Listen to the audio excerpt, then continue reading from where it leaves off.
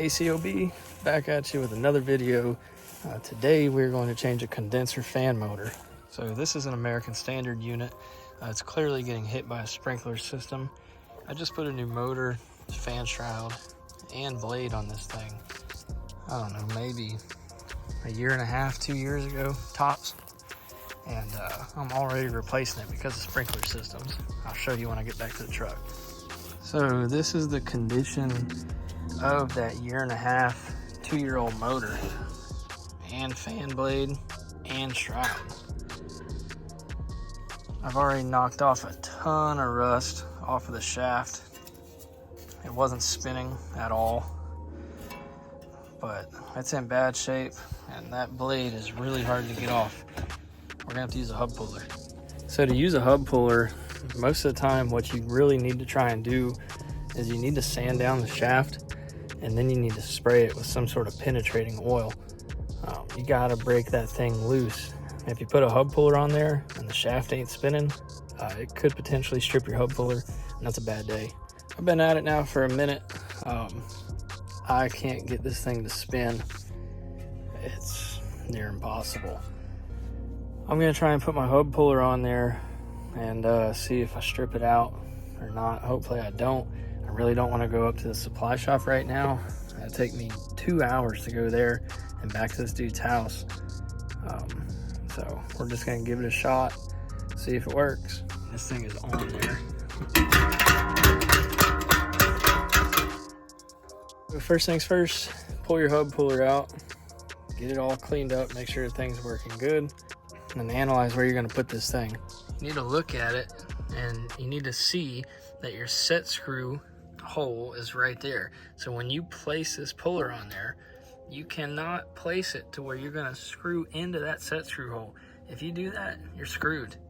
Once you've got your hub puller on there, you need to look inside this hole and make sure that your shaft on your hub puller is lining up with the shaft of the motor. Get your 3/4 inch socket out and then go to town. I'm gonna try and do this while holding the phone so y'all can see it. But I'm gonna hit my knee on here.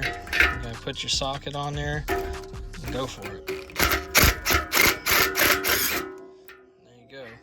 Looks like I got it loose. There you go. And that right there is how you remove the fan blade from a seized motor. Obviously you need to be careful with the blade. If you bend that blade up, you're just as screwed as if you couldn't get it off, because you're going to end up having to go get a new one anyways. So be careful with the blade. Do what I just showed you. Try and get the shaft to spin before using your hub puller. That was pretty lucky that we were able to get that off. We only got it off because the shaft wasn't sticking through the fan motor too far. If that sucker was out like 3 or 4 inches like some of these other fan motors, we would have had no shot.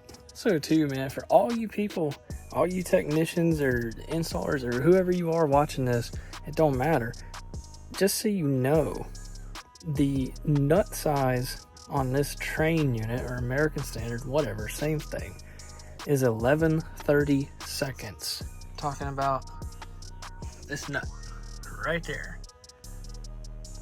All 4 of these nuts, American Standard and train, they are 11/32.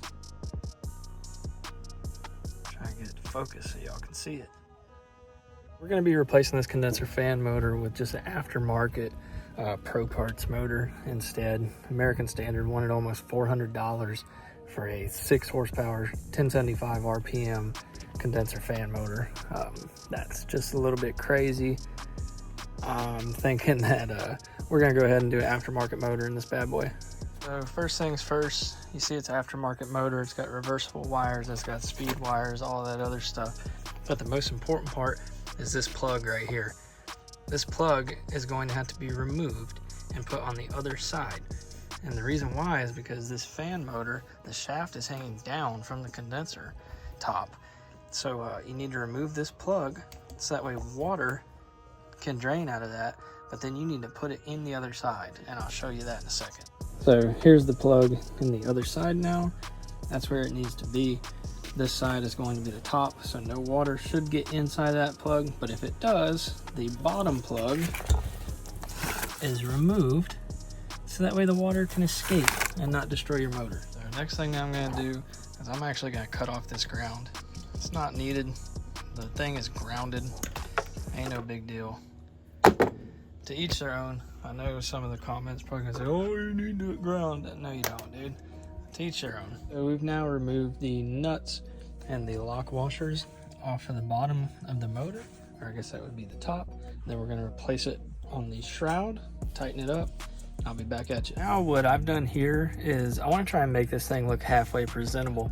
And if y'all have ever put in an aftermarket motor, you know there's extra wires and stuff is, you know, just not the best looking thing out there. But I took the original train nuts off of the top of the condenser fan motor, the old one, and I'm putting them back on. Now next thing I'm going to do is I'm going to break these long stems that the nuts are going into right off at the old train nuts, so that way I can put the train cap back on top, and then at least that will still look factory. I'll get most of the wires through the seal tight going into the condenser, but the reversing wires are always going to be zip tied up. You know, just do the best you can, make it look good for the guy. So the best way I found on how to break these things off is grab your linesmans, go up to them, kind of bend it, twist it. And that gives it a nice clean break. So then you can put your cap back on. Just like that. It's back on, ready to go. So the next thing I did is I took a couple zip ties and I zip tied up these reversing wires. Hopefully the motor's going the right way. You don't really know that until you start it up. But these wires right here, so what you do with these is brown goes to capacitor, brown and white go to capacitor, yellow is going to be one leg of high voltage, black will be the other leg of high voltage. So you can hook it up straight to the contactor, so when it comes on, the fan motor will come on, or if it has a defrost control board, you can run it like that. There's many different ways to do this, but pretty simple. So next step I do is I always hit this shaft with a little bit of penetration oil. I don't know if it's actually going to do anything, to be honest with you, but I figured might as well since I got it out. The best penetration oil that they got is Jack of all sprays. This stuff is crazy good. Now you've got your blade back on there. You've got your set screw lined up with the flat part of the shaft. Next thing you're gonna do, clean that up a little bit. Looks like straight garbage. So we got a little situation going on here. The fan shaft is hitting the compressor. It's happened before. We're gonna have to take it to the van, cut the shaft. Grab you a metal blade, grab you a Sawzall. And what we're gonna do is we're gonna take this shaft down a little bit. All right, so we cut her off. Should be good now. You know, obviously it's not OEM, but we're gonna do our best to make it look presentable for the customer every single time. So in this case, this condenser fan motor is gonna run on a 7.5 microfarad capacitor. The one that's in here now is only a 5 microfarad capacitor. We're just gonna add a separate one for the fan motor to run off of. And there is no defrost control board or anything like that. This is a straight cool unit. So we're also just gonna put the high voltage straight to the contactor. I could put one leg on the capacitor and the other leg on the other side of the contactor if I wanted to, but ain't no sense in doing that.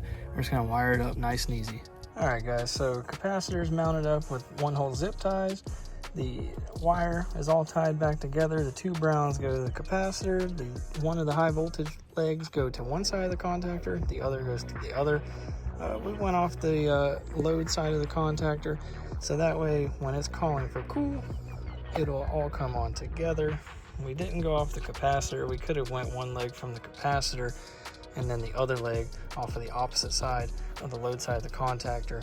But you know, we just made it nice and simple. This is a nice, simple, straight cool unit. We're gonna fire it up now and see if it's spinning backwards. We do not have the unit calling for cool. There's actually nobody home at the moment. So the way we're gonna test that is we're gonna put in this high voltage disconnect right here. And then I'm gonna come down here and I'm gonna manually press in the contact to make sure that the fan motor's spinning the right way. There we go. Let's see. So right there is what I'm gonna press in. I'll see. It is spinning the right way. I think we're gonna be all right. All right, guys, that's ACOB, and that right there is how you change an OEM condenser fan motor to an aftermarket one. Y'all have a good day. Peace. She dead, boy.